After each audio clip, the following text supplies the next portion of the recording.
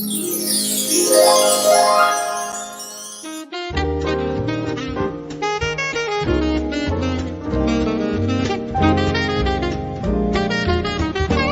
dia, Portugal! In Portugal, there's a YouTube show full of fun facts you need to know. Carl rings the bell and the members show to the GMP morning show. Featured guests will come and they will blow your mind. The audience will do so in kind. The little vanity mixed with some insanity on the morning show with GMP. Good morning, Portugal, and I'd like to welcome you to another fantastic day. Hey, Gumpers.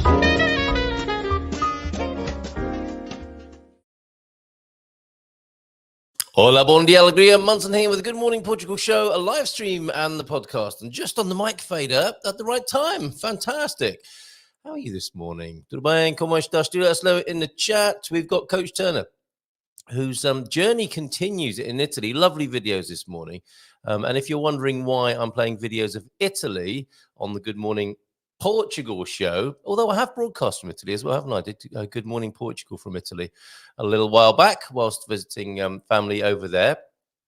It's because it's a sense, gives you a sense. If you're, for example, in North America and you're coming to Portugal, you'll see through the lens of Coach Turner some of the beautiful things that you can see that are not a million miles away from here in Portugal, and how wonderful it is to be in Europe and to be able to travel around and see other parts of this wonderful continent.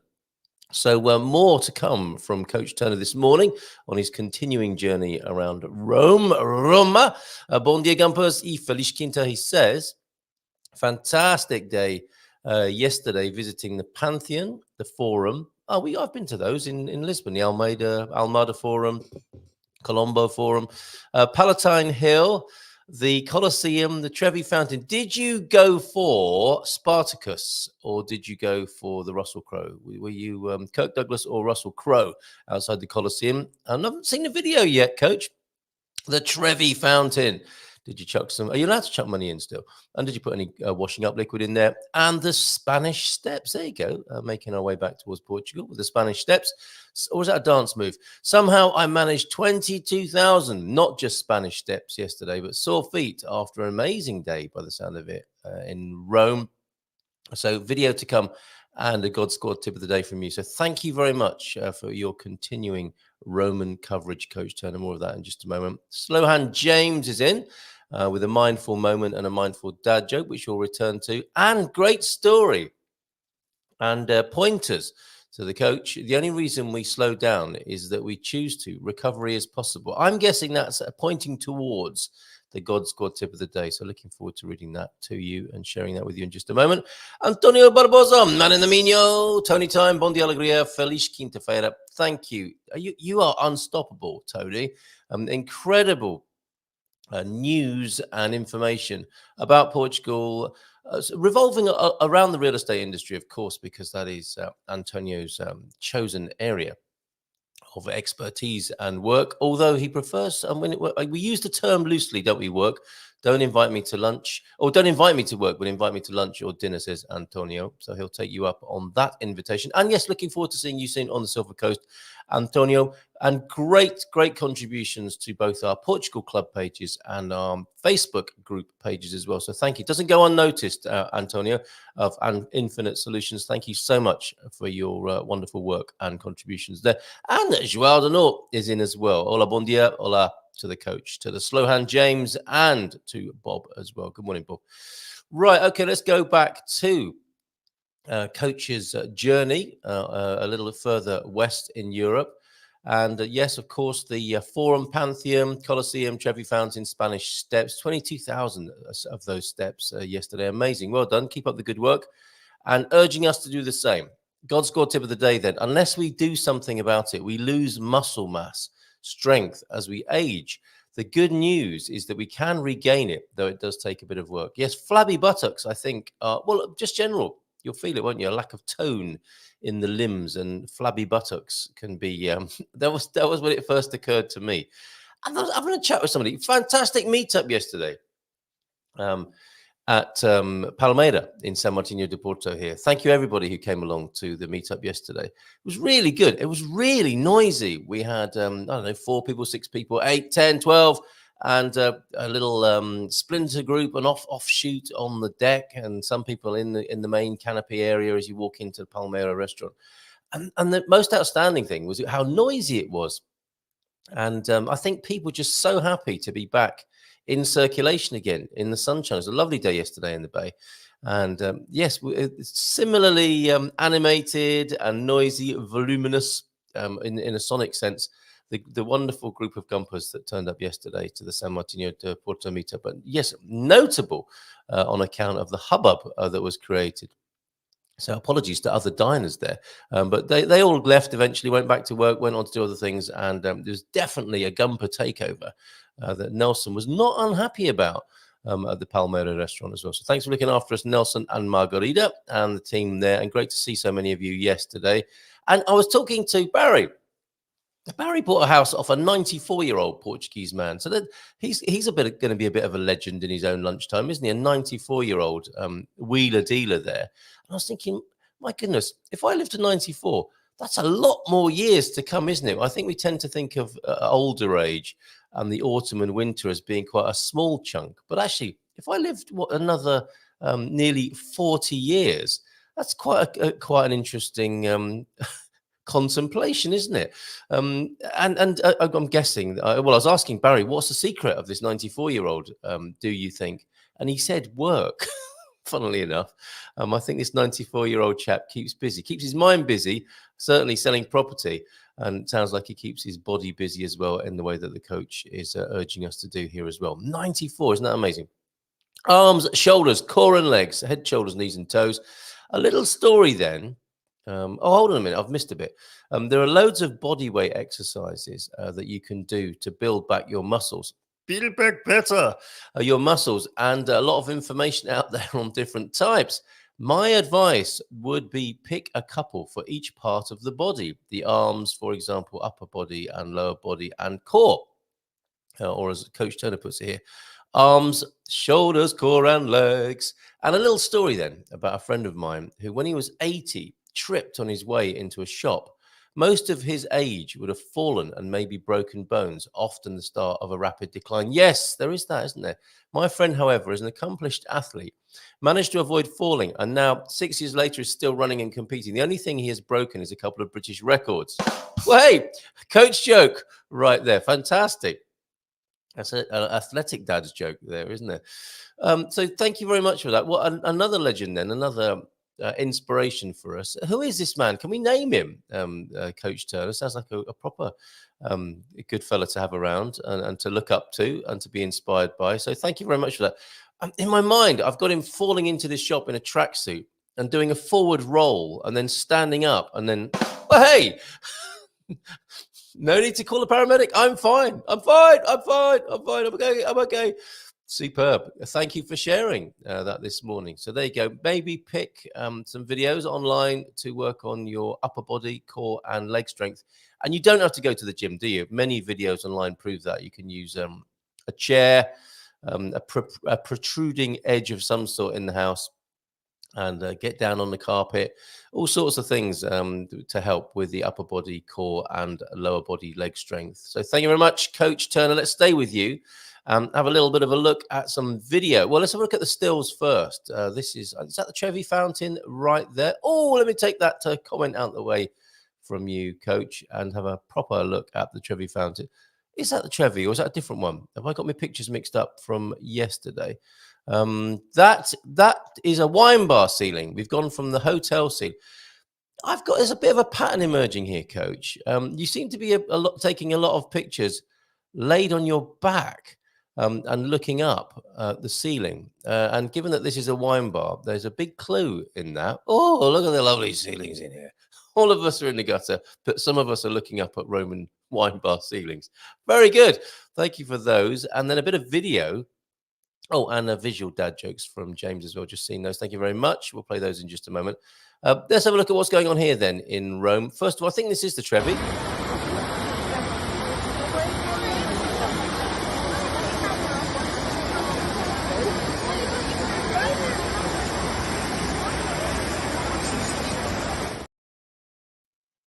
Marvelous. So what we've got there is, oh yes, I think the picture, the other picture I showed you of a fountain, that was Piazza Navona, and you've just seen the video there of the Trevi fountain, and we're going to go for a little walk on the Piazza del Popolo now. Do you like my Italian accent?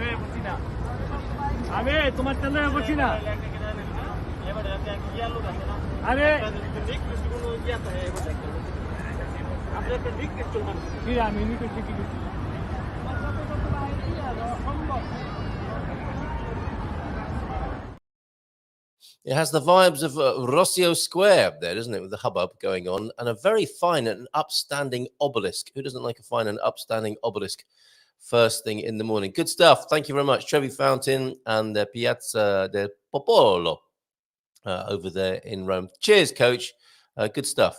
Thank you very much. Keep it coming. I don't know how long you're there for, but please, yes.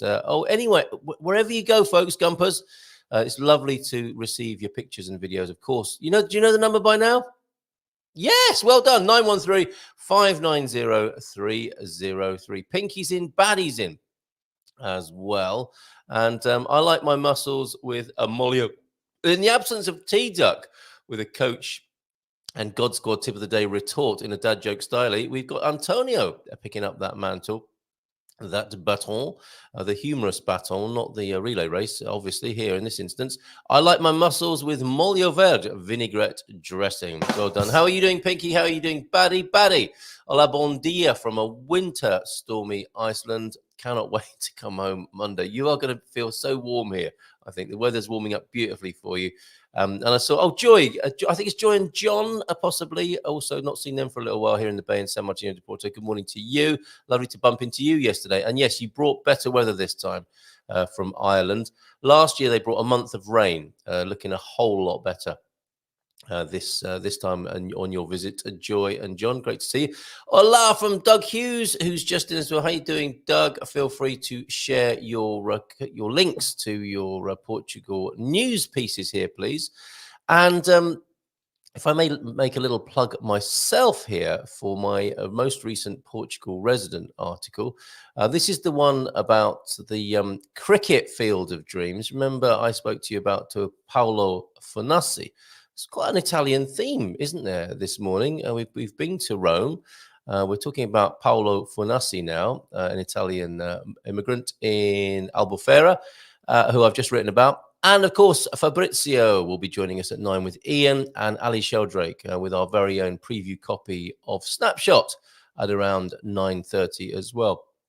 Meanwhile, over on staying with the Italians then, and Paolo's cricket field of dreams, I've written about him and his idea to build a cricket field down there in the Algarve around Albufeira and to capture the love of cricket within the Asian and British community down there. There are about 30, as you'll find if you read this article, there are about 30 sports pitches, fields, courts, etc., but no cricket pitch or field.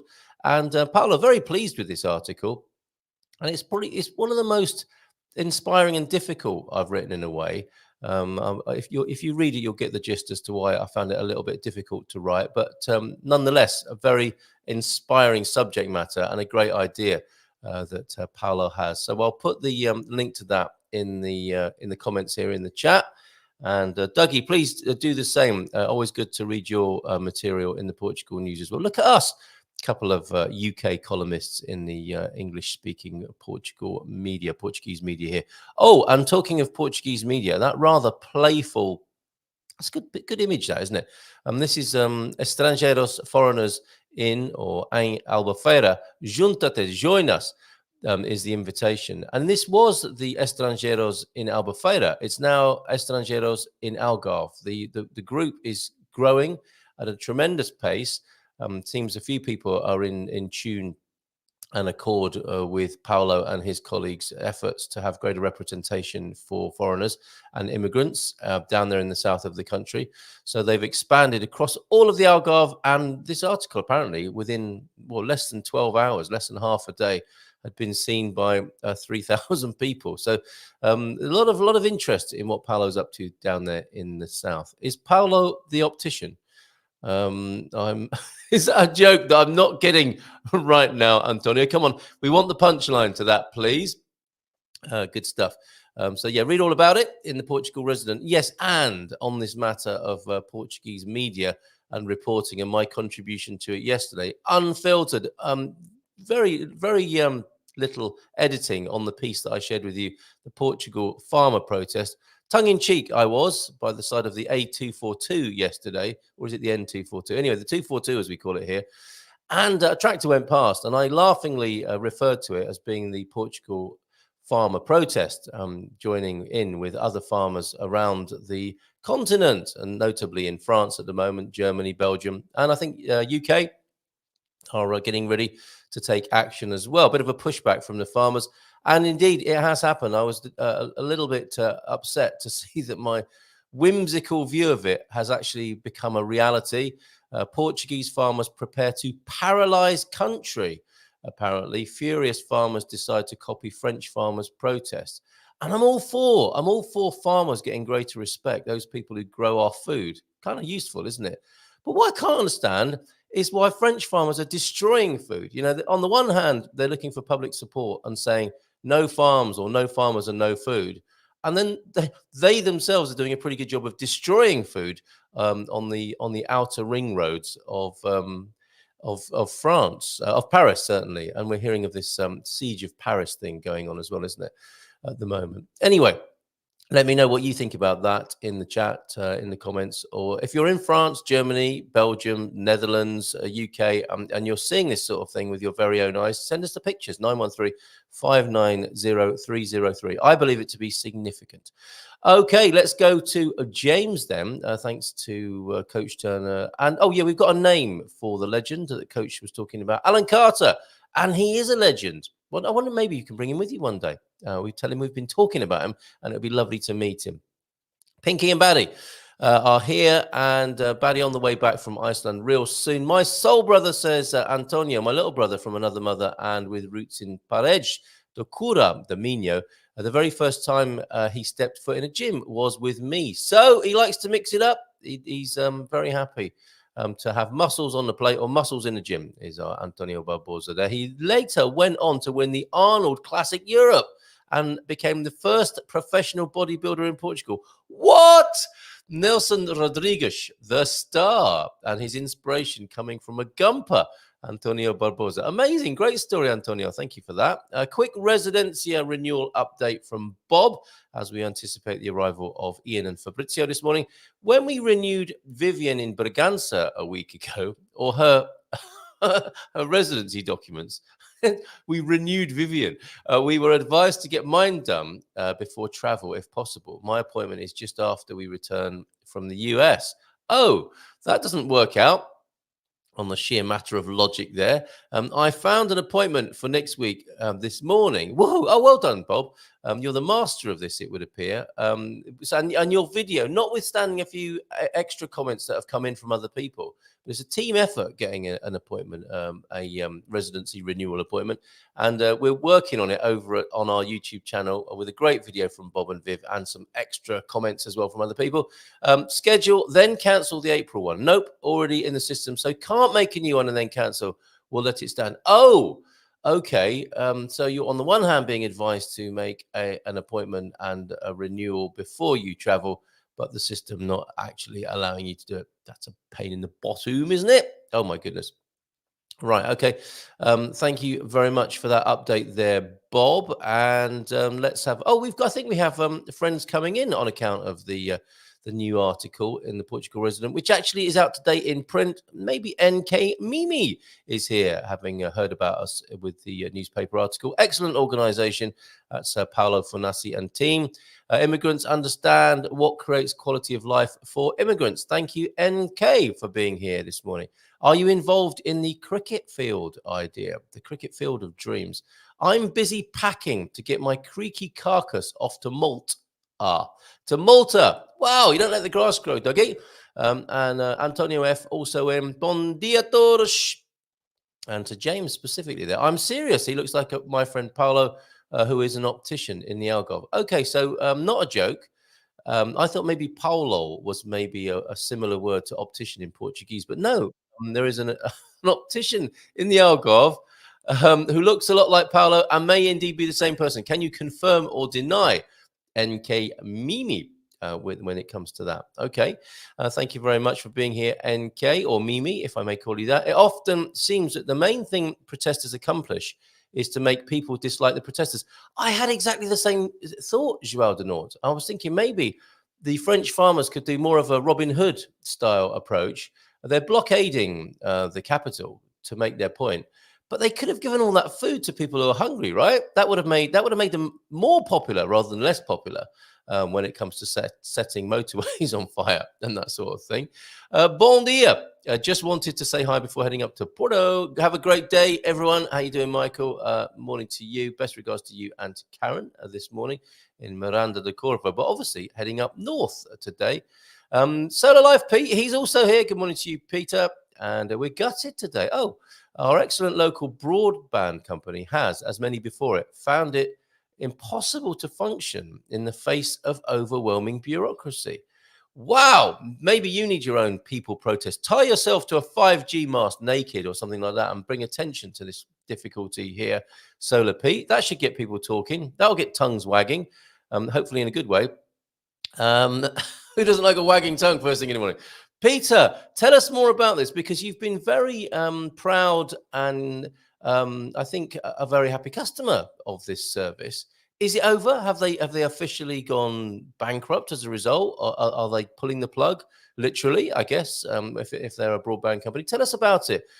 Is there anything we can do? Because even though I'm not a customer, I would support certainly some options in the marketplace compared to the monopolistic approach that we seem to have.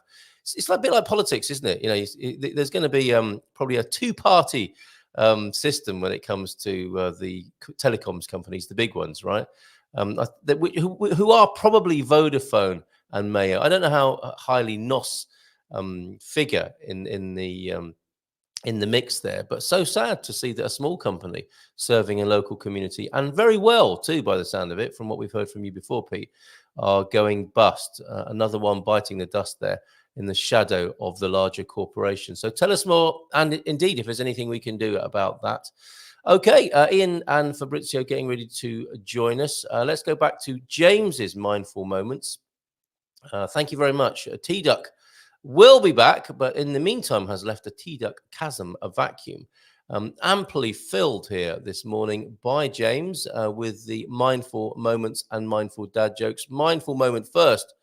With the past, I have nothing to do, nor with the future, I live now. Maybe I've read that wrongly. With the past, I have nothing to do, nor with the future, I live now. Yes, coming into the moment with Ralph Waldo Emerson there. Very good. And a nod of approval from Lisbon, I think. A mindful dad joke. If a medium can communicate with the dead, can you imagine what a large can do? That is very good. Very good. Another nod of approval from Lisbon there. And I think we got some visuals from you, James, as well.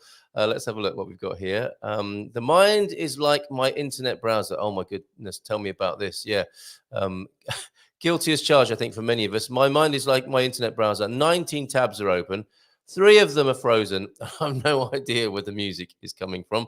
Thank you to the originator of that. You are memed and may well never be known to the public. But one funny, witty person wrote that in the first place, and it's gone viral ever since. I do like that one. Thank you very much. And if you are experiencing that this morning, maybe turn off all your other tabs apart from this one.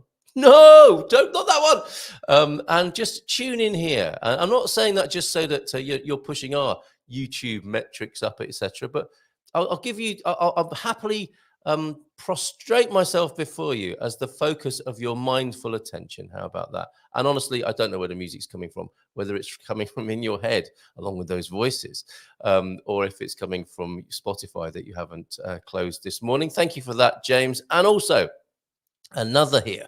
It appears that we are victorious. Well, that was serendipitous. No need for such a large word, Captain, when a singularly unloquacious and diminutive linguistic expression can just as succinctly convey the intent. Hold on, he's not finished. Of your utterance. Very good. Thank you for that. Nice bit of wordplay there, sort of thing James absolutely loves. Tonight, just quickly mentioning that it will be, I'm sure, a very busy webinar this evening as we navigate US expat taxes in Portugal. And I don't think it will just be US people watching that, although it is specifically aimed and focused for US expats. I think others will get some value from that. And that's an expert guide on managing your US tax responsibilities this evening at 7:30 before the Dream Team session at 9. So join me for that. I'm sure that's going to be a busy night tonight. And we still haven't solved the mystery of the color of Matty's pal. No guesses came in. I'm just going to have a quick look to see if any. See, I only put up jokey choices to answering that quiz question. We've had 2 guesses. I asked, is it the Trump special with an orangey glow to it? Was it left in the sun too long on the baker's windowsill? Or is it the Beatles' yellow sub commemorative pastry? Still no better off. I think it was Jackie yesterday who said it might have a netto colouring in it. But I don't know why. I mean, it looks like, medically speaking, it looks quite swollen, doesn't it? You want the left-hand side, pal con chorizo, if you're going to be traditional. And goodness only knows what befell the specimen on the right of that picture. If you have experience and knowledge in this matter, do let us know in the chat, or send me your own picture of your pal con chorizo on 913-590-303. The Germans are protesting about the rise of the AfD. I don't know what that is, Douglas, there, but yes, if you listen very quietly, there is a sound of tractors and all sorts of protestations across Europe, it would seem. And I think it's quite difficult. I'm not sure. I mean, what are the citizen journalists, the alternative underground media, the alternative side of this, if you like, are saying, yeah, you won't see this in the mainstream media. And I'm not sure if that's always true. You might not see as much of it in the mainstream media as they would like you to see. And then you get this overcompensation, don't you, in the citizen journalism of people being quite shrill in the absence of representation in the mainstream. People tend to exaggerate a little bit. Hence, you get phrases like the siege of Paris and so on. So it would be very interesting to hear from people who live in France and in Germany, fellow immigrants perhaps, or natives of the country, to tell us what's really going on there. It's quite hard to get a picture of these things. So I'm not sure who the AfD are, Douglas. My grasp of German politics is not good. My grasp of politics, I don't think is very good at all, but certainly not of German. It's the brioche, apparently, the brioche version of a pão com chorizo, pushing the boat out there in central Portugal with a little hipster twist on the pão com chorizo. I'm happy to go with that for the time being, unless anyone knows any better. And they aren't bankrupt, this company. We don't have a name for them, do we? But they must be like Fundal 5G or something like that. I've asked the founder and owner of the company, and he said that he's tried every possible solution. And I have to say that after having experienced Nos, Mayo, and Virgin, where's the rest of that? I am opting for none of them, and he's going for Starlink. Are you going for Neuralink as well, Pete? You've got the Tesla, and you're going for Starlink. Are you going to have the implant as well, so that you can be completely connected to Elon's system at some point? I wonder. I just think it shows how hard it is to run a business in Portugal, which is a real shame. NSDT, what's that? Isn't making a smoking section in a restaurant like making a peeing section in a swimming pool. Not suitable dad joke, perhaps, for this time of the morning. So that's not what NSDT stands for, but that's excellent. More of that. Pete says one is dusted in flour and the other is egg washed. Okay, thank you, everybody. Finally, some answers on the great Pau con chorizo mystery. Scooby-Doo. It was the janitor who tried to turn it into a brioche and basted it with egg, possibly there. Phenomena's also in this morning. Hola, bon dia to you. Phenomena, tudo bem? Hola, bon dia, alegria. And OLP in, got to go to Lisbon. But before we do, let's have just a couple more hellos. Greetings from a sunny Algarve, 23 degrees centigrade yesterday. My goodness. Hotting up down here in the south. Is that a euphemism, Paul Richards? And Oregonians loving Portugal. Happy February the 1st. Oh, it is, isn't it? Happy Feb 1st, 2024 to you, fellow Gumpers. Bon dia. Thank you, Pinch Punch, first of the month. And bon dia to you, Sarah Yerman. Nice big round of applause. Pinch Punch, first of the month. Fabrizio and Ian, or Ian and Fabrizio, I should say, so we can get this right on the screen. How are you? How's it going? Morning. Good morning. Now then, February Bonjour. 1st. Bonjour, buongiorno. Do you have Pinch Punch first of the month in Italy, Fabrizio? Pardon? Do you have pardon? Oh no, I don't know French this morning. No, sorry. Be waving you forget in a minute, won't you? Do you have Pinch Punch first of the month in Italy on the first day of the month? Doesn't look like it. No. No, okay. No. We do back in the UK. Mais non, monsieur. Non, c'est vrai. No. What is it? I don't know. Actually, I've never heard it. You're from Birmingham and you've not heard Pinch No, I've Punch never heard first of it. of the month and no returns. No. Okay, I've well, in never school, heard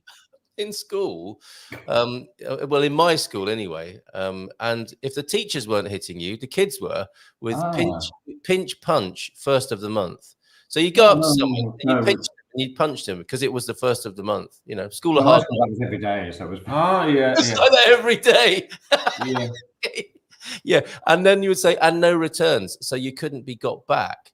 And then there was also the clause on it, which was you couldn't do it after midday. So you'd have to get in there early into school. I mean, you know, for the bully at school, that would be the day they turned up early to get there and get a few pinches and punches in. Probably for the only time of the month. But you had to be done by midday, otherwise you'd get it back.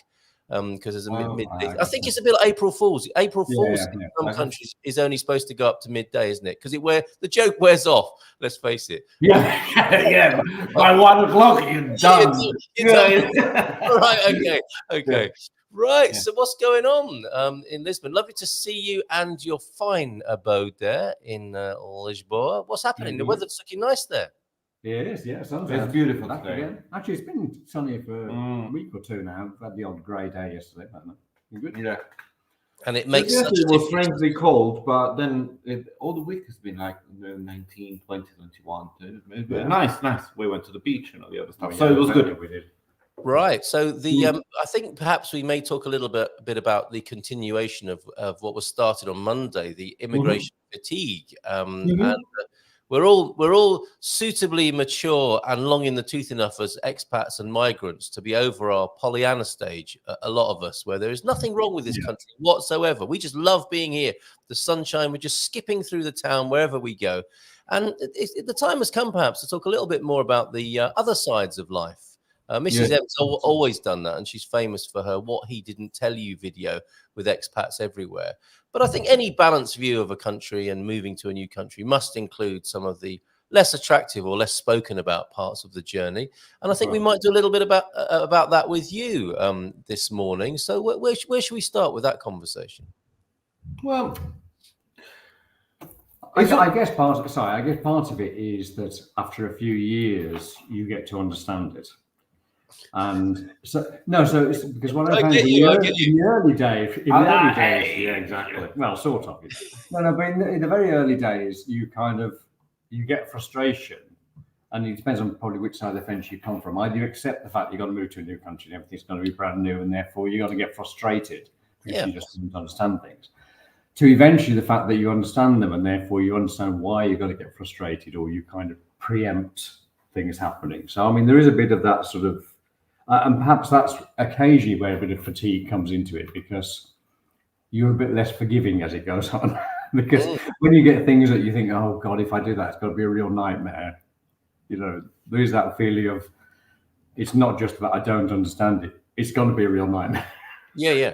And so you get used to the problem side of it, and you're not being as, oh yes, everything's wonderful and it's all going, it's all going really nicely, or oh well, don't worry, we'll understand it one fine day.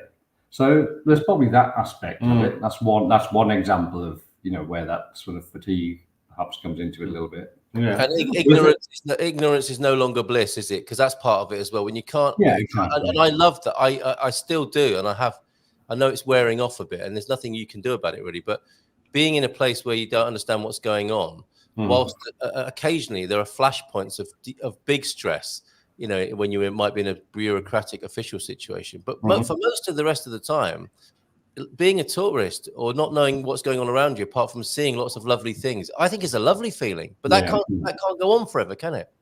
No, and it's not the main factor of life. I'll tell you a story about this. When we moved to this home, we took part at to the first condominium meeting. Oh wow! Yeah. Full on Portuguese language, deep dive. Anyway, all our 11 participants as well. So 11. Can I rewind you? Because for those people who don't know how this works, it would be lovely if you could set the scene for us and describe in some detail. You presumably got a letter, an official-looking letter, which invited you to the condominium meeting. How was it? It was a quite advanced business, you see, because we had an email. Really, very futuristic. Yeah, man. Yeah, and in the following year, it was also actually on Zoom. Was it? Yeah. But we needed a pandemic to. Oh, of course, yes. Yeah, but So, and then there was we did that upstairs to one of our neighbor apartment. One blessing that something very positive, very good that happened to us at that time, which was 5 years ago, is that 85% of our building, they're all Portuguese, but they all speak English. So that saved us from a lot of things. But nevertheless, we had a bit of an infiltration through one of our windows. And then we emailed administrador of the condominium. We emailed, we had no response. I called, he didn't call me back. The other thing, we arrived with the South Lambeth Road approach to I send you an email, send me back. Respond within an hour. I'm very frustrated about this, emails after email after email. We arrived to this thing. We emailed, obviously, everyone in the building. Mess we made. So we arrived there, and we're like, I'm very frustrated, and all the other thing. And the minister, I remember, he said, but you emailed me 20 times, and then you call me other 30 times, and then you gave me this orçamento, which is which is a budget for the work to be done, and all the other thing. I had to respond. I tell you, we speak about it in the meeting. I cut it short. Yeah. And then is my neighbor João that he said. So we arrived we created this storm, and he said, but we have to understand, and he addressed the room, that they're foreigners. And we were like, so I say they expect things to be in a certain way, and they arrive here expecting this happening, but this is not. This is Portugal, and this is the way. And we thought about it at that time. We're like, oh, that's rude, man. But then, we were like, anyway, everybody supported our case, and then everybody paid for the repair. No problem whatsoever. And the same person that put this objection say, I expect to be living in a condominium, therefore we support them because they will support us or something. Perfect. It was not. And then we thought, oh, that was rude. But then now we spoke. It was actually correct. Yeah. Yes. Yeah. And it's true. We arrived with a mindset open for all this disappointment when we were just speaking a language which was not landing. Yeah. In terms of approach. There was a set of rules that they adhere to which we didn't understand. You'd expect some response for this sort of thing, but in this timely manner, a lot of these things, it happens in that meeting. So you could have and this is a really serious problem. You could have a problem now in February. And it will but address, it's not serious, but it won't be addressed if he February. has a lot of money until next January when the meeting happens. So some of those things just happen, and we didn't understand that. Whereas there's other critical problems that the lift breaks down, and obviously somebody responds. So I think it comes from also the fact that we are foreigners in another place. Well, to me, there are two parts to that. I mean, there's the first bit, which is what was said is true. It's factually true, isn't it? You are foreigners. You come into this new building and a new country, and you've brought your new way of dealing, or your novel way, or different way of dealing with things into this situation. Now, in some places, that would be the case, and no one would say anything. But you actually got schooled out loud and publicly about it. No, it wasn't that much. It was more than anything, he explained. Yeah, but it's not amazing. It's not amazing. And in a quite, by the sound of it, as you report it, in a very matter-of-fact, unapologetic, this is just how we do things here. Exactly. Because I think other people were getting frustrated. Your 20 emails and your 30 phone calls. However, it goes like this. Yeah, exactly. And I think that was also the problem, was other people were also getting frustrated with us because they didn't understand why we were getting so frustrated with them. So actually his point was quite valid, because it's it was also addressed really to everybody. Because it's also been, okay, guys, all relax here, because they're foreigners and they just don't understand this, except the fact that they don't understand it as well, and we need to talk about it in that, Yes. So what there was it could be a metaphor that could be applied to a lot of things, and also there's the fact that within all this there was the fact that we were alone.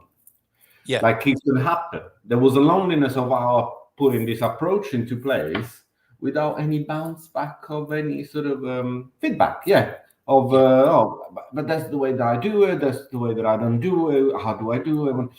So it could be a metaphor of your situation, and when you leave somewhere, and when the honeymoon period finish, and then real life sets in, and so you're not raging against the machine, are you, anymore? It sounds like you've completely accepted that, and we get quite pissed off about times here and there. I think condominium meetings around the world are notably dull, and people having to live together in one building is like a little United Nations, isn't it? It's a test for humanity to see how well people can get along and have a project run with various personalities going on.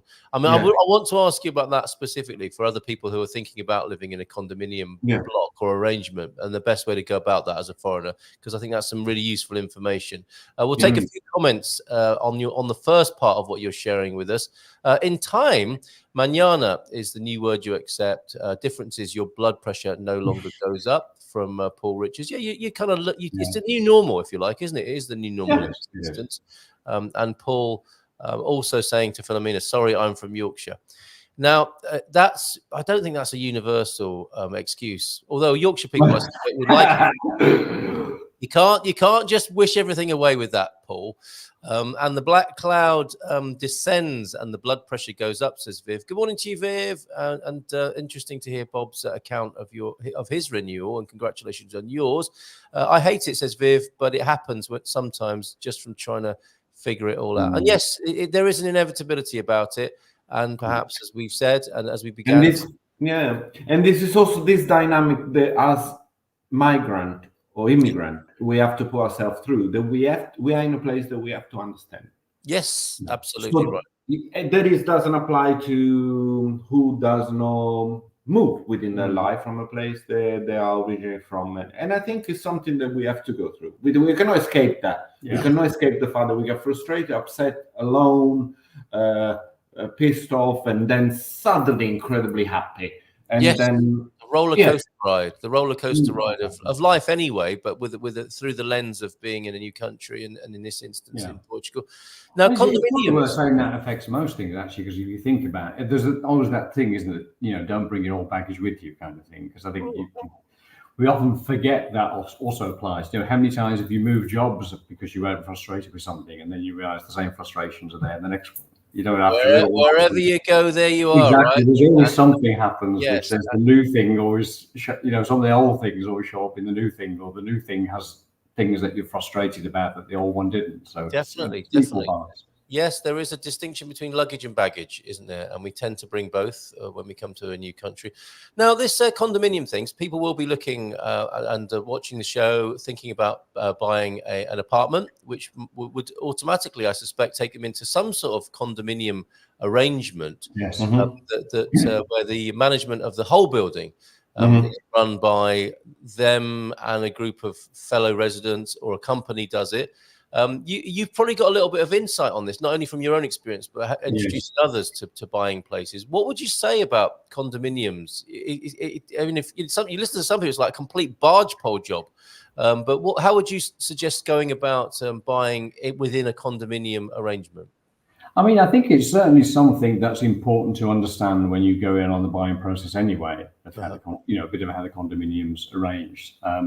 Because for those of you from the UK, it's obviously, we don't use the same terminology of saying a condominium, but I mean, it is this thing that the overall management of the building, which is probably down to the common spaces and the outside, and various different rules that may be set up, you know, for any external spaces, is managed internally.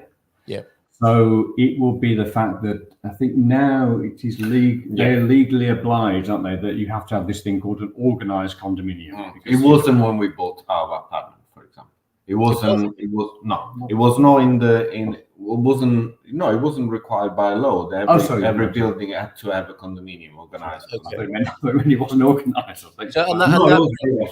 That's presumably because if nobody bothered to do it, some people, the people who live on the top floor, or the people who couldn't afford to get something done and contribute, would be causing different dynamics and difficulties within a shared building. So the government have stepped in to make sure that something is happening. That's arranged. Yeah. And so because of that, what it does mean is that there's a legal requirement to do once a year, which is usually at the start of the year. Yeah. And also, it's legally required that it's properly documented and that everybody understands what it is and everybody has a vote on what it is. Right. And the percentage of your vote, interestingly, and this is rather weird one I always find, is the horizontal, isn't it? It's based on... It's based on a percentage of... Consider the overall building is a unit of, for example, 100. Well, I call it 1,000. So it's 1,000. And then of this 1,000, according to the square meterage of your apartment, you will have a relevance. Yeah, relevance. Oh, that's good. Well done. Yeah. On the voting portion. Yeah. So your vote will count based on your square meterage, which is called permillagium. And that's a universal rule. There are no exceptions to that, I guess, unless they're otherwise contracted. Yeah. And also you pay more on the condominium quote, according to the more square meter you actually own of property, the more you pay with us. Yeah. Interesting. Okay, because this wherever you live in the world, there are people who will say, "Well, I only live there some of the year because it's a holiday home." Yeah, but you rent it out, and that's a lot more wear and tear on the building for the rest of us who live here all the time. We have something in we had something in place for that. We had and we don't have it anymore. Thanks, Lord. If you do exist, thank you. If it's not, whatever. We had an Airbnb on one of the floors. So, and we actually all voted, and we said they would pay 30% more on top of it for being an Airbnb. Okay, so you can come to those sorts of arrangements as well. I mean, we have other arrangements. So, for example, this building's got a lift, and the people on the ground floor, on the first floor, actually, because the lift is on the halfway floor, so on the first floor you wouldn't use it. Don't pay towards lift maintenance, for example. So that's very fair. That's very fair, isn't it? Yeah. So it's on the other people. So there's been rules put in place for how it is. So the general maintenance payment part of it in our building is based on the square meterage of your apartments, which probably makes sense because the external square meterage that, for decorating and everything is going to be the same, and then other payments come into that. And then we just debate whatever we do. So, we've tried to set up a bit so there's a sort of bucket of money that gets left there. So when emergency things happen, we usually have some money in there. Yeah. So one tip that I will pass to anyone that is approaching to buy something, they check how much money is in there. Yes. Check the account in order if there's some money, because if something, I don't know. And you should be able to do that then. So when you're buying an apartment, you should. Yeah. I would ask. It should be part of the paperwork that is given to you. If that doesn't come to you, don't approach. Yeah, because we had not Paul Rees. We did have Paul Rees on a couple of weeks ago, but we had David Mapley on Tuesday talking about some of the problems that can go wrong with buying and renting and so on.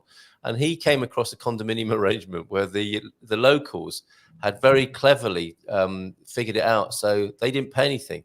Only the new people who'd bought into the condominium were actually paying anything. Oh, that's cute. And some of the old guard had organised it such that they're living, condo charge free, as it were. And that's I guess, as well as seeing the accounts, you might ask to see the constitution, where those sorts of things would have got decided, right? So presumably, it's like the constitution is an interesting one, because this was the thing that we didn't understand. You see, because I kept saying to them, what's the guidelines for what goes on the condominium? Because when we got to this point where we couldn't understand how we were supposed to communicate, it was never there. Yes. And I think it's probably a bit similar to Portuguese law as well, which is the fact that because they had these meetings, if you really want to work out what the constitution is of this place, you need to look at every single meeting that's ever gone on and then try and draw your judgment. There doesn't have to be a published constitution. There's never really, there's sort of some. There's the acta from the previous. There's the acta from the previous, but then that could be influenced by the acta from the previous year as well, wouldn't it? Because it just. What's that word you're using? The acta. Acta, which is the minute. The minutes. Okay, all right. And it's a meeting like a meeting in a boardroom. There is a chair. There are the participants. There's a minute taker, and these minutes have to be taken as a representation. So our one, there is an external company who is the chair. Okay. Which is actually quite cool, because if the condominium or the administrator of the condominium is someone in the building, then it comes out with the things like, oh, it's my daughter's wedding, so we all pay like 20% more because she's got a shoes on order. Well, I've heard of this. There are a couple. The worst two nightmare things I've heard are that kind of abuse of power, where lobbying for their own advantage within Zé Paulo, that has been there for since 1941. Right. Yes, and we always buy his Christmas champagne as part of and he was always very comfortable in the mid-70s. Then things are changed, and he's still be hungry, and he's trying to build his power. Yes, there's that human nature in committees as well. And the other thing the organised condominium was trying to bring into it, you know what I mean? So okay. By formalising, you do. I mean, ours is quite good. So there is somebody else. There's two other people in the building, I think, actually have to countersign any large payments that are made out of the account. Okay. So the administrator can do it, but it's also passed on to a second party as well. So that's good. So that you might recommend that then, a condominium. Yeah, I mean, certainly it's interesting on that point of view. But also the first 45 minutes of the meeting is generally he's not really exciting from that point of view, but it's the fact they go through, he does all the things, they send you all the accounts that have gone through, the bank statements, everything else that's gone through, how the money's not been up and down, so you can at least go through the accounts. Just to warn anybody who's planning to do something interesting on the evening of a condominium, the ones here generally last between 3 and 4 hours. Wow. And that's not abnormal. Because that's the other thing I was wanting to ask you about, because I've heard of this. I've heard of how people are still trying to stay awake at midnight because of you could argue, the poor chairing of these meetings. So that's one good reason to have an external company come do it, right? It's still Pilates.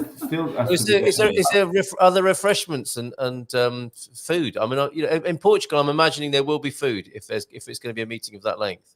What? Well, we're doing it by Zoom now, so you get your own fresh.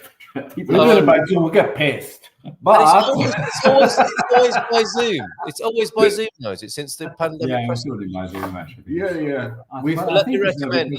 Here's the perfect condominium meetings refreshing from I don't know earlier which on. one to choose. Actually, I know. I thought it was a religious difference between the teas. Yeah.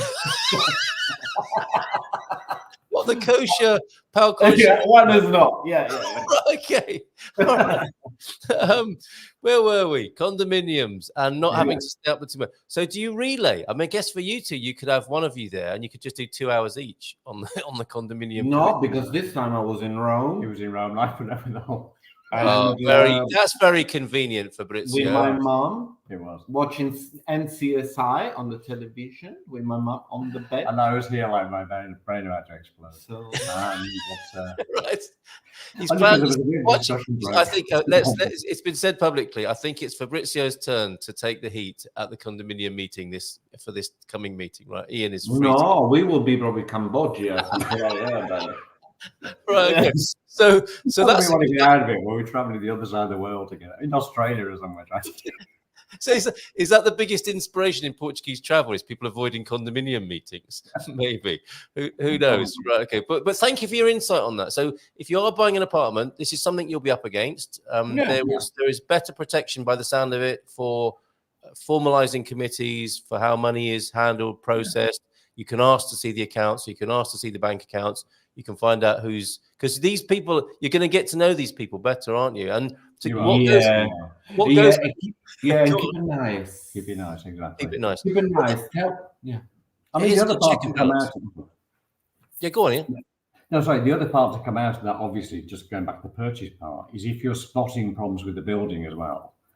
Don't always write it off because, of course, you probably want to know how those are going to be addressed. So that, and it could be the fact there's already money in the funds. It could be the fact that, people, because some of them contribute towards it. We contribute something to try and increase the funds. Yeah.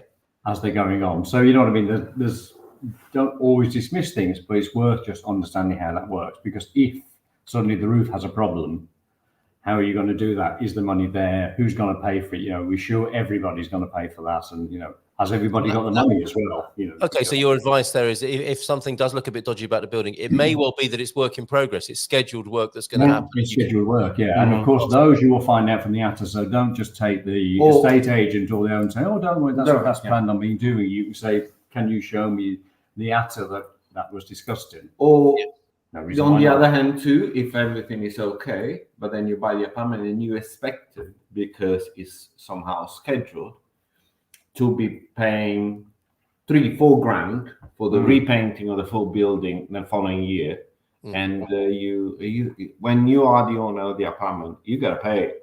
Right? There's no. If it's already been agreed, if it's agreed, whoever you are, that you buy the apartment, tough, whatever it is, but you pay for it. You are just on that one, just to. So check what is within the next year orçamento, which is the budget, which is because what has happened with us, there's been an agreement that it was going to be done in 1 year, but obviously they had no quotes because everybody just had to agree that they would decide that year had to do it. So later on in the year, there was going to be a second meeting just to decide out of the quotes which one we were agreeing to go with and how much we will be then contributing in the future, in that year for that money. He's like, what's that noise? The rats are throwing themselves on the traps at the back of the meeting. By the end of it. Yeah. Right, okay. This is useful information, isn't it? Because you really would regret this at your leisure, wouldn't you? If you didn't realise what you were doing and you got into an awkward condominium situation. Well, it could also be the fact, you've just purchased it, or you may be feeling a bit poor, and then somebody comes, "Oh, yeah, but we agreed this thing." And I mean, for us, the whole redecoration of this building and to do some other works because there were a couple of faults at the same time. Yeah, I think we paid $3,500 each or something. So it wasn't an insignificant amount of money suddenly you have to pay, but you've got to pay it. And we are 15 apartments, so there was a considerable amount of money. Yeah, good contract for somebody. So a couple of questions, comments before we have Ali join us this morning. Oh, and with this condominium thing, when I spoke about it before in the Dream Team session one evening, the Portuguese people, they were all like, Oh my goodness, condominium meetings. And it was as if, I think I suggested that we could write a soap opera. It's like a hybrid of Big Brother and a soap opera, call it, No Condo or something like that. The condominium meeting. And it would be, people would watch it because of all these dynamics. And it sounds like some people don't get out at all apart from the condominium meeting, and then they're very glad to see people, and they might hog the talking stick a little bit. There's a lady on the ground floor there, she was mysterious, and she lives somewhere there very peculiar, but when she appears there's this background that is like a cave, and there was the one on the third floor was amazing because they couldn't attend. He's a Turkish national, which he used to rent the apartment, but he sent his lawyer, and this woman appeared. She was fantastic. She looked like a fado singer. She was like 1.20 meters height with all this shawl and fur coat, huge fur coat, and a huge fur coat. I'm here to represent my Turkish client. Where shall I sit? She was Portuguese, but I believe she sang the father. Really? Oh, and she should. And she didn't. She didn't. She should. And I'm sure that in her handbag she carried a knife. Yes, which was on your mind throughout the whole meeting, presumably. Yeah, I didn't disappoint her. In case it kicked off. Right. Just a quick question. Yeah.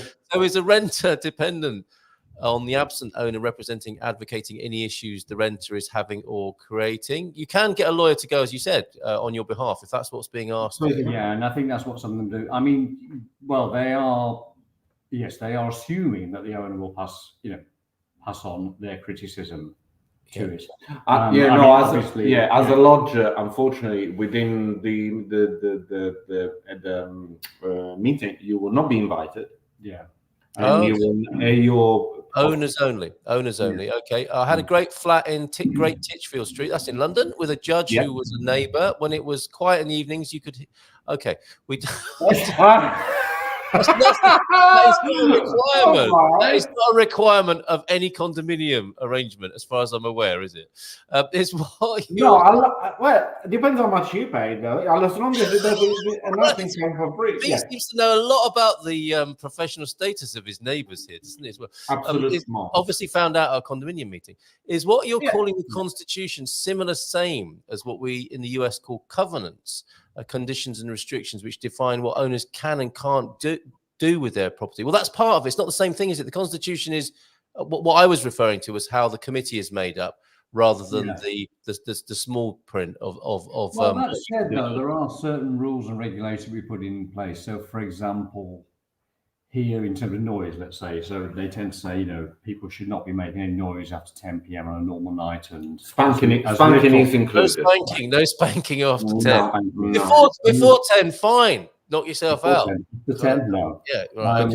So that's one particular one, and then if there are works going on, for example, you are obliged to put in some notice to tell everybody else when the works will start, when they'll finish, and they're only allowed to happen between certain times. So that's one small bit of the Constitution as an example of a rule. But I have seen condominiums who, have a whole load of other things like don't do this, don't leave these things out. And, they're actually sort of, I think we've been to a few Airbnbs as well, where within the building, you've seen things on the wall say, these are the rules of things that you cannot do. Yes. On every circumstance. So it can be done. It's just not. I think we need to talk more about this. Clearly, this is a bit of a Pandora's box here, isn't it? On we could have condo corner or something like that in future, where we have a little bit of insight. Condo. Yes, Condo Mondo, the world of condominiums. It's usual that if you do not pay towards the cost of maintenance, you cannot sell your apartment until the debt is paid. Well, that's understandable. And just a final point, we might come back to some of these because we've got to get Ali on. We're holding her up. Condo, apartment living, been there, done that, never again. Do I want to overhear your private arguments and bedroom exertions? No, we've got our own. Thank you very much. No, thank you, says Jean. Don't move to Great Titchfield Street. Yeah, that's right. Stay away from the. Although some people might not want to know exactly what that address is now, so that they can move in or offer their services. Nice big round of applause, Alyson Sheldrake. I'm so sorry that we were talking about spanking. Hi, Ali. Morning. I love the the conversations and the topics you guys cover are hilarious. Had no idea that was going to be happening this morning. I can assure you. I think you're a bad influence on people, actually. You are. From this to condominium arrangements to old judges in London. To the administration of law in London. Yeah. Please raise the tone for us with the beautiful pictures of the Algarve here. We're going to be previewing Snapshot, of course, the February edition. It's 1st of February. Can't believe it. We are 1/12 into 2024. This very busy and I think quite a boisterous year ahead for humanity, and a little bit of sanity now, thanks to you, Ali. Can we rely on you for some sanity or not? Nobody's ever said that to me before. Worth a try, though, right? How are you? I'm really good. Yeah, really good. Lots of energy, feeling good about the year. Yeah, and I mean, this sunshine makes such a difference. Conceptually, we know, don't we? Because we moved here partly, I think, a lot of us for the sunshine. But when you actually feel it on your bones, when you go out in it, it is a game changer, isn't it? It's every year it's the same. It's like, yes, I remember this. This is beautiful. Have you been having that in the Algarve? I know, yeah. I mean, for me, with rheumatoid arthritis, I mean, it's just a joy to have that lovely warm sunshine on my joints. So I really appreciate it. It's been quite a damp winter in a lot of ways, which isn't good for me. So I'm delighting in the sunshine at the moment. It's excellent. Well, let's have a look at it. Beautiful cover, fantastic. A lot of great shots from Dave in here that we'll take a look at in a moment. But what's the cover shot here, Ali, this month? Local beach, Castellagio. For obvious reasons, because that's a little rock out in the sea that looks like a castle. But if you look, I don't know if you can zoom in, the right-hand side face always reminds me of like a monster. Can you see it? Yes, and we had this as an interior shot in the magazine, I think, previously, didn't we? We visited this beautiful place. Yeah, and quite rightly so. An icon of the geography of the landscape in the Algarve here. Yes, more photographs from Dave then of the fireworks here. They're well captured, aren't they? Most people went out on the 31st of December with their mobile phones and thought, I know, I'll capture the fireworks. Most of us have got terrible video and stills of the fireworks. These are brilliant. These are absolutely brilliant. Yeah, they're lovely. I thought I put them, although it's February now, it's still nice to look back. But that's Calvuero, and I think they do a fantastic display with live music. You'll see some of the pictures, but the firework display. There's something amazing about, because Dave went right out on the cliffs so he could shoot back. So you've actually got the village as well as the fireworks. Because I think that's the other thing. Most people are shooting out towards the sea, so you don't actually get the village. So it's right. Did he get back in time, though, to eat 12 raisins? No, he was really busy with his camera. He had to eat his raisins on his own on a rock. Right, okay, well, good effort, Dave. That's fantastic. Absolutely beautiful. Like these are like on the left here. These are like quills, aren't they? Quills. It's buried into the... It's clever. It's when you know what you're doing with a proper camera, you actually, I don't know, I think he's a 3 or 4 second shot, so you actually get some of it sharp, but you get some movement as well. It's there's a real trick to getting that right for sure.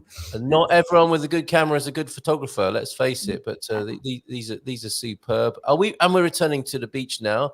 Who have we got in these pictures? Oh, they're just a couple. Dave did an engagement shoot for them. They're from Canada. Oh, very nice. We wish them all the best if they're watching this. But I just wanted to share some of the shots, because that's another thing Dave does, obviously, is what called lifestyle or portrait shoots. But it's always special, isn't it? It's lovely. Yeah, and which beach is this? Local one, Amarera. Yeah, it's no, it's not actually. I tell fibs. Where did he go? He went down to, I can't remember where he went. He was. It will be one of 2 out by Villa de Bispo. So Cordoama would be my guess. I'll get him on that one. And this is Amarera here, isn't it? Yeah, this is Amarera. Isn't it beautiful? This is our local beach. It's stunning, isn't it? Got it to yourself? Or did you ask everyone to just move out of the way? No, Dave always gets upset because there were footprints. And I'm like, it's not your beach, darling. Other people walk on it. How dare they spoil my photos with footprints? Outrageous. How dare they? But that's all one shoot. That's the same sky in one evening, isn't it? I just love the way the sky changes so quickly out here. It's beautiful. Right. Okay. Stunning. Ali, I've got a little bit of a rumble your end. I don't think it's dietary related. I think it might be your table and your microphone on your table that's rumbling a little bit as you speak. It's not a big deal, but if Is it not us? is it I not, think maybe, it's Ali maybe Davidson or something on Ali, maybe I'm blaming you, and it might be Ian or Fabrizio all along with this It rumbling. could be their neighbours. Say no more. It is before 10 o'clock They after dress all. up as bikers and they get on to it early in the morning. How healthy that is. I live in a house. I'm not in a condo, so you can't blame me. Okay. You're missing all of Everyone's listening it's out not for you it with your Harley Davidson, isn't it? Okay, let's see how we get on with that. So we're in the studio with Leanne Byram here. Tell us about Leanne, if you will. Yeah, she's great. She's South African, but she lives over here in the Algarve, and she does really fantastic wildlife paintings. I really like her work. There's something very special and clever about it. She goes out on safari, takes her own photographs, comes back, and then paints. Right. Look at that elephant. They're beautiful. They're very cleverly painted. Really good. And I take it may well be at this Vision Art Fair. Are you going to be there as well? This looks like a big date in the diaries of. Yeah, no, I'm not on that one. It's Silge in March, but I'm not going to be there. But lots of other artist friends will be there, including Leanne. So it's always a good one to go to. But yeah, I'm really enjoying actually starting to interview other artists out here and really finding out particularly why they paint and how they paint. I think people like to know that. They want to know what's going on that canvas and what happens in the studio. Yes. So how do you get to that finished piece? And how do you know when to stop? It's a really big question to ask an artist because you can really quickly overdo a painting if you're not careful. Are there similarities, universal themes, or are they all very different? No, very different. I'm always fascinated how much people either sketch out beforehand or just go for it. It's the same with writing. Some people plan their entire book chapter by chapter and then fill it in almost. And others literally, they call them pantsters, flying off the seat of your pants. You just start writing, you have no idea where the book's going to go. Yeah, that's right. Same thing with painting, really. It's quite interesting. I think editors are quite useful for pantsters, aren't they? Like, where is it? What do you call this? You mentioned Mrs. So-and-so in chapter 3. What happened to her? You never mentioned her again. That kind of thing. Yeah, comes in handy. For sure. I was trying to remember who the great elephant artist is, and I'm seeing here that Leanne is entering the David Shepherd Wildlife. Yeah, he was famous, wasn't he, for the elephant portraits? Beautiful work. He was, stunning artist, really, really talented. So very popular in the UK. Those, as I recall. Oh, it is carnival time, and more of Dave's great photographs here, no doubt. And how are you going along? Are you a carnival fan? Dave will go. I don't think Zara, bless her, would cope with that much noise and people. That would be just too much for the poor girl. We used to take Kat the dog. She was quite happy watching everything go by. Zara's a little bit more nervous. But yeah, Dave will be there. We always go to Lule.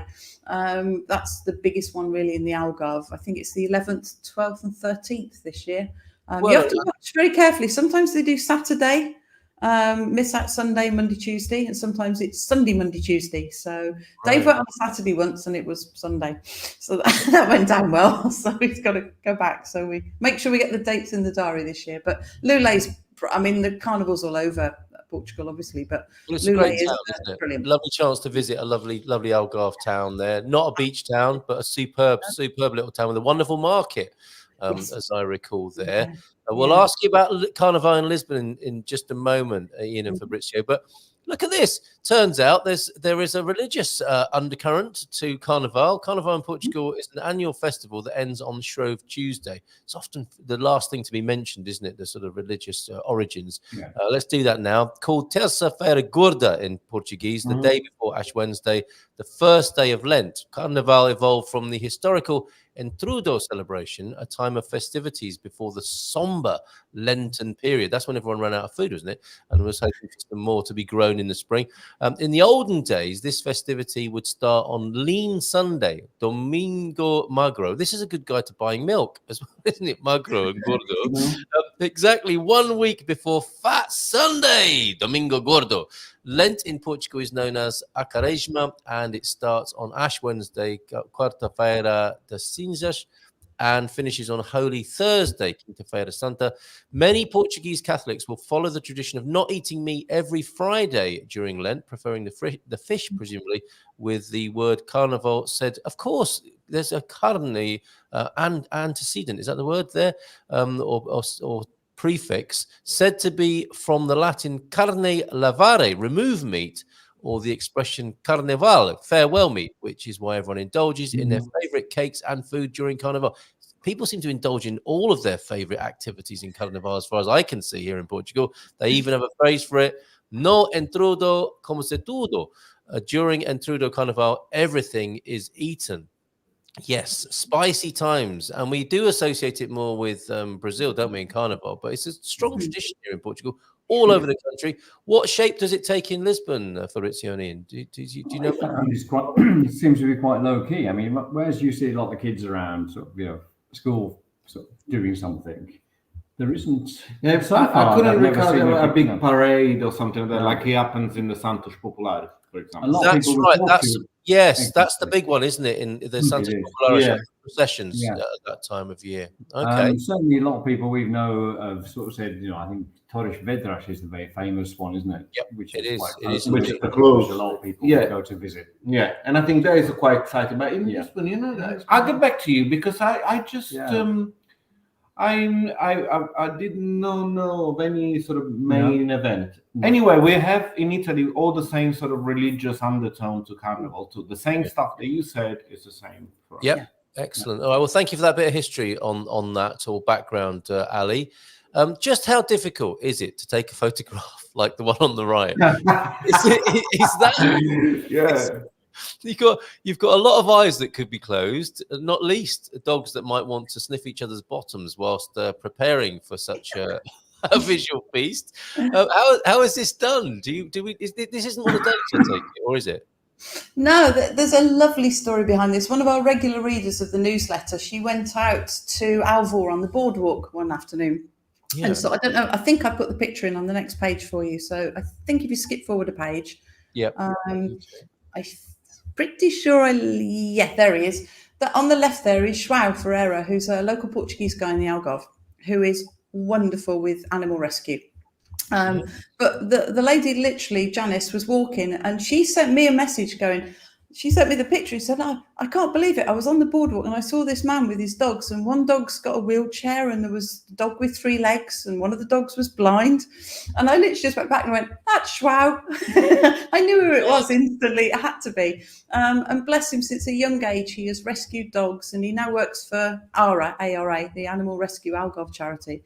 So I thought, I've got to interview him, haven't I? Because she said, I'd love to know more about this man and his dogs. Because if the dog has literally 3 legs or it's blind, he tends to take it home and it becomes part of his family.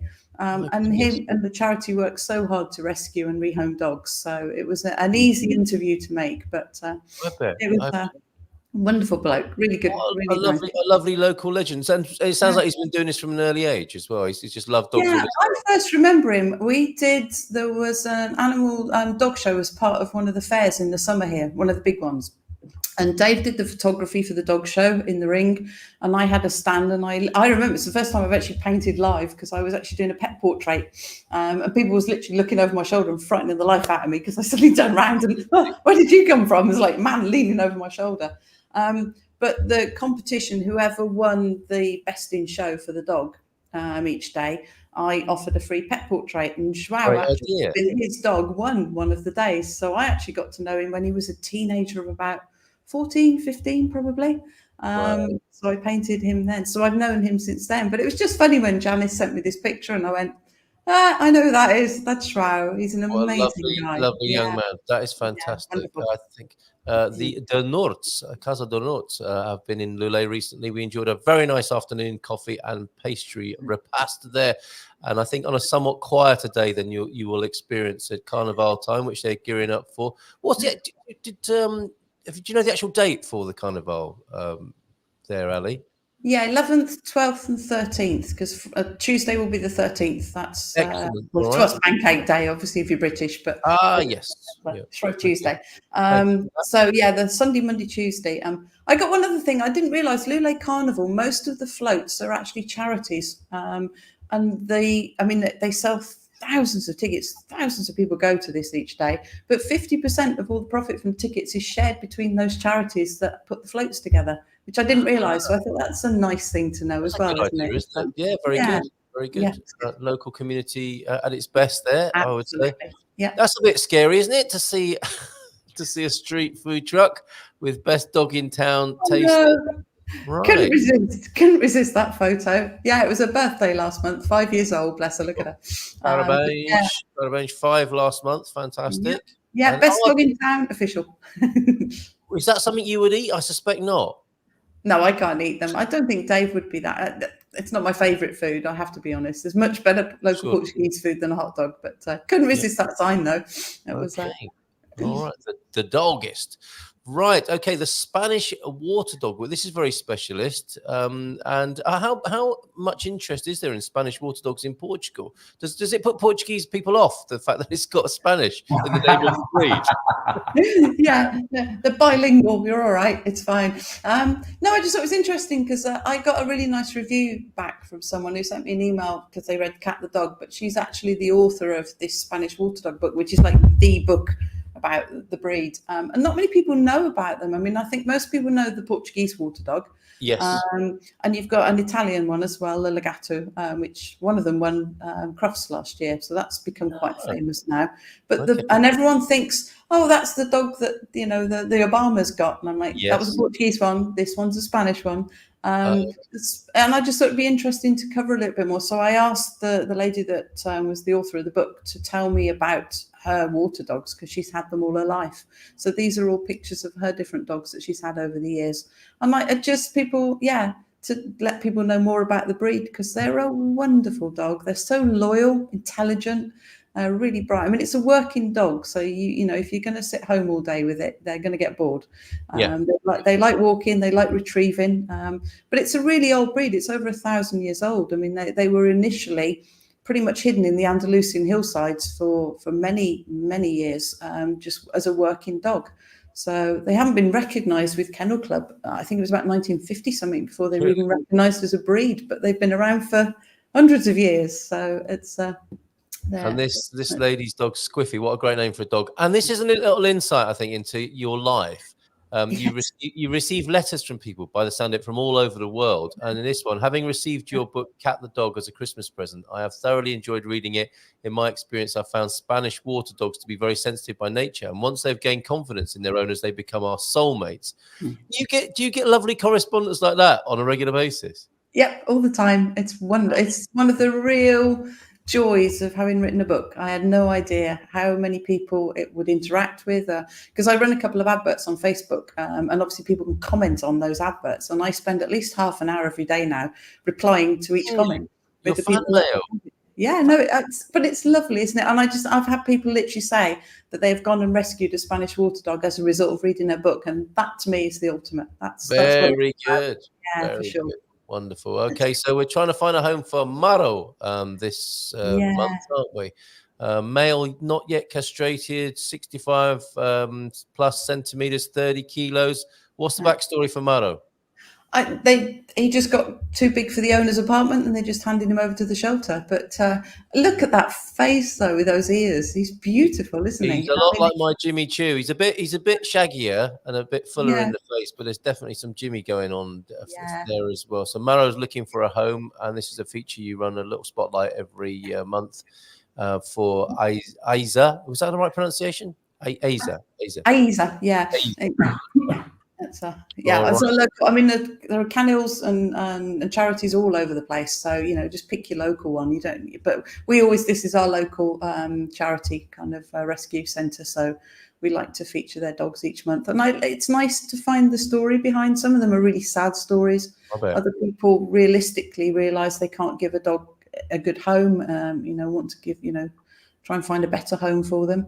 But to see dogs, particularly if they've been in the shelter for a long while, some of them have been there over a year, 2 years. Some of them are old and die there and never see a home. It's a tough one. That must break Joao's heart, mustn't it? Because he's probably looking out for all of those. Yeah, you would, I'm sure. Right, boa comida. We're looking at bouillon pato. Now, this is great because what we're talking about here is the explanation of why this is called, or why it hasn't the word duck in the title. It's nothing to do with duck, but rather steamed clams, those flavorful morsels from the sea, the bivalves.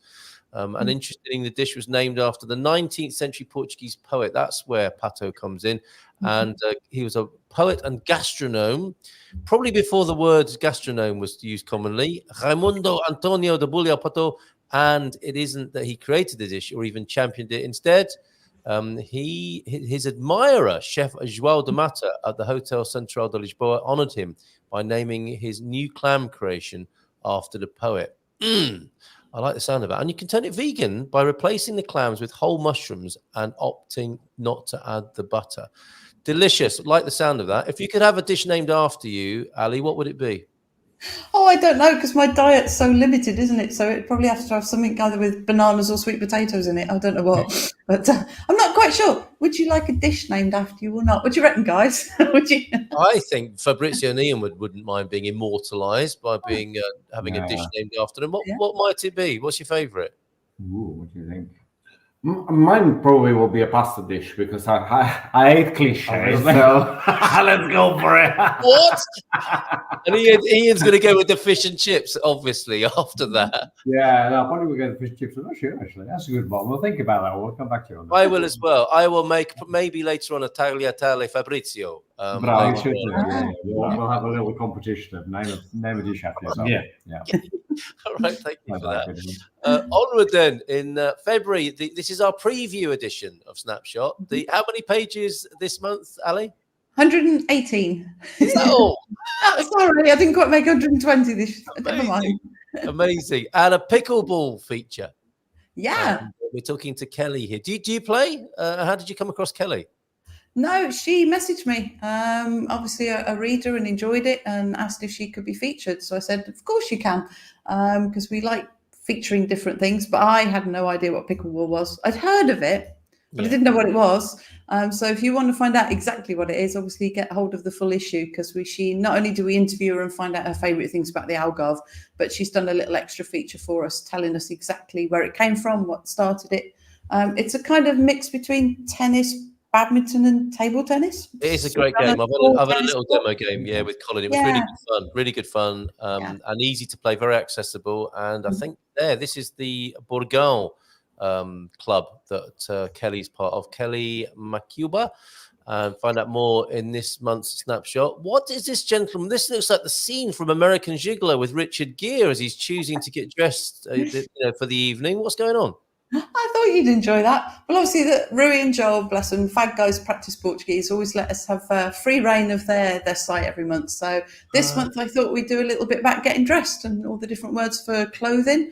I learned so many new words that I didn't know this month. You'd be surprised. And I always get things like calções for shorts and calças for trousers mixed up. So it's amazing for a lot of words that are similar as well, which is it's good to get them right. So and obviously interspersed with a few nice pictures as well to keep you interested. Good timing as well. It's time to get out of the long johns and leggings, isn't it? And all those wintry things, 3 dressing gowns and that sort of thing, and pick some nice things from the wardrobe. The bookshelf then. So who are we looking at this month in the books? This is a good smattering of books here. Yeah, lots of lovely memoirs for you this month. And the first one, I'm going to send you the link, Carl. You've got to get this guy on for an interview. He lives in the Algarve. Confessions of a Waiter, David Woodward. Woody. That's interesting. Yeah. The subtitle tells you everything. It's the good, the bad, and the downright outrageous side of the hotel industry. He started off as a waiter, ended up running a B&B on the Isle of Wight, and now living in the Algarve. But you're really, absolutely right. We've got to hear his stories. Good guy. He's a good guy. Yeah. And fashioning thousands of melon balls to owner of a successful B&B, an entertaining, enlightening read. Yes, definitely. If you could put us in touch with David, that'd be wonderful. I'm also drawn to Mad Cow Sees Red. What's that about?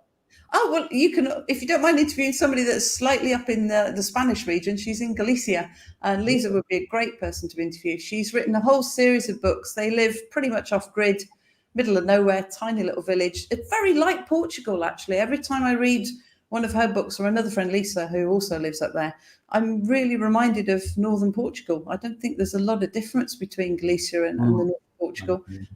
Very rural lifestyle, lots of chickens, lots of goats, lots of animals.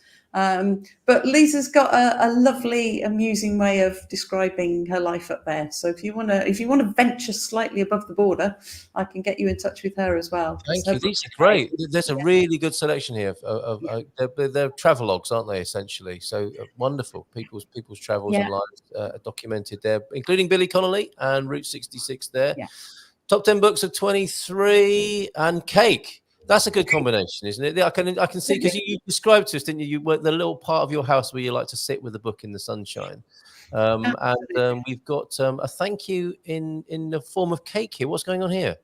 Chocolate brownie. Yeah, well, I never charge anything for Snapshot, even though hours of work every month. I love doing it, but we just put a little Ko-fi on there, so if people want to actually say thank you, they can drop us. We always say if you want to drop a €2 kind of coffee and a cake donation, that would be great. But we always get enough every month, usually to go out for lunch, which is nice. But I can't eat cake, obviously, so these are all Dave's delights. But we didn't realise we've got a lovely cafe in the winter who do a really nice chocolate brownie, top picture there. And bless her, the waitress sees us coming, and she goes into the back kitchen and brings out a new, still warm cake and cuts a bit for him, rather than the one that's been in the display for the day. Bless her. Sounds great. Sounds great. So what's the link for that, so that people can help you go out and have a if you subscribe, or if you read the edition, there's a link at the back of each edition, and there's a link for subscribers just on the bottom of the email. I don't make a big thing of it, but it's just that so many people send us nice messages. Yeah, it's a nice way of saying thank you. So why not buy Ali and Dave a nice cup of coffee and a bit of cake.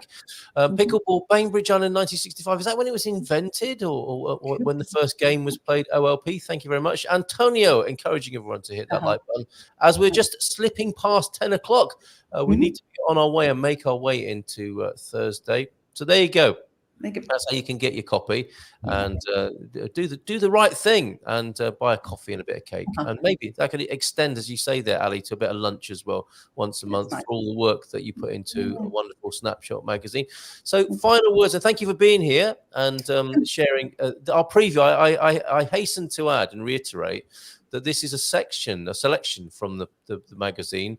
And there's over 100 pages every month that you create there. So you can get your full version at AlysonSheldrake.com/news there. Please do that. And yes, pickleball was invented in Bainbridge Island in 1965. It was a very good year. Final words then from you. What are you laughing at? Fabrizio? No, I remember. I was there. Okay. Oh, what's happened there? I've lost people off the screen. No, sorry, I wasn't offended. I just pressed the wrong button. Okay, so final words then. Oh, and we have got a question for you about condominiums.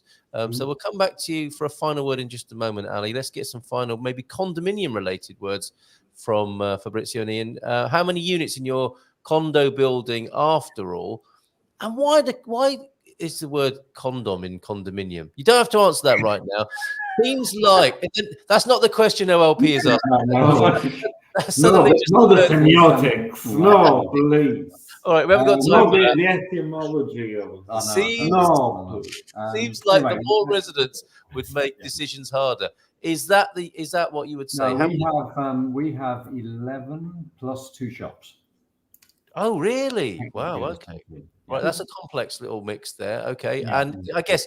I mean, it is right, the point OLP is making. The more people in that mix, perhaps the more difficult it is to make decisions. Yeah, I think it depends. Some of them, they were quite all together, and some others, they are open to debate. And then you think that the harder decision will take most of the evening, and it takes 22 seconds, 0.5. And then for some, for that piece of paper that has been found in the lobby, we go up till 4 o'clock in the morning, people die.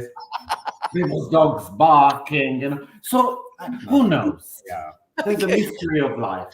There's a beautiful metaphor about life in general. It's not for the faint-hearted, by the sound of it. No, Okay, no, so get your drugs ready, get all this stuff. Yeah. not so deep thoughts before we come to your final thoughts. Maybe the good things that come to those who wait are the leftovers of those who got there first. Maybe. Not so deep thought number 2. Why do croutons come in air seal packaging? Aren't they just stale bread already? Yes.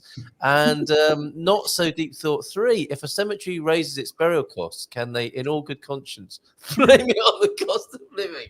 Very good, Joao Tenor. You see, T-Duck turns his back for a moment. And, He's on fire, yeah. We don't like a vacuum. Gumpers don't like a vacuum. So maybe a last thought from you, Fabrizio and Ian. We were starting to talk about, some of the other sides of immigrant life, foreigners, expat life. Anything to add to that? And maybe, and I hope you'll come back and talk more about condominiums in the future.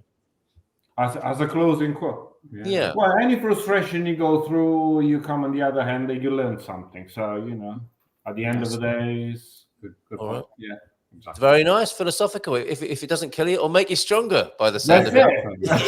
And if it falls on the floor, count to 3, you can still pick it up and eat it. Excellent. Excellent. I'll remember that when I'm making my tagliatelle, Fabrizio. Ian, what about you? Well, similar thing really is the fact of saying, what goes around comes around. Realistically, you know what I mean. You'll always sort of, you'll think you'll see a problem at 1% and you'll probably reinvent it, revisit it again, but you'll learn something from it. So very good. Thank you. Look forward to a lesson rather than a painful experience.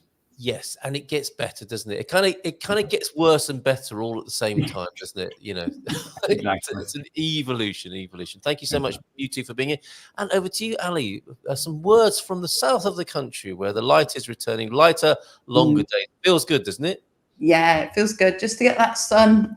It's just, it's the light. I just think the other day I thought it's 6 o'clock and it's still light. That was a really nice moment of realizing the days are getting longer again, which is fabulous. So yeah, good. Here's to those longer days. Don't forget to get your copy of Snapshot online from the link that we were giving earlier on, and we'll put it in the sleeve notes too. It is already in the sleeve notes if you want your copy of Snapshot.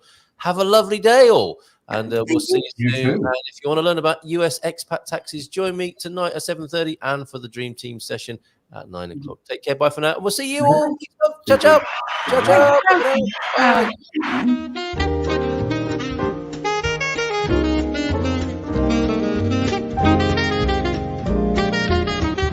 Bom dia, Portugal!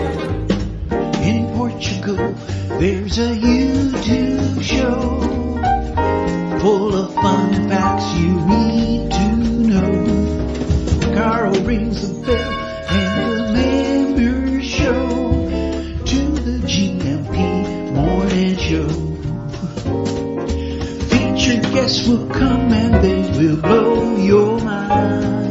The audience will do so in kind. The little vanity mixed with some insanity on the morning show with GMP. Good morning, Portugal, and I'd like to welcome you to another fantastic day. Hey, Gumpers.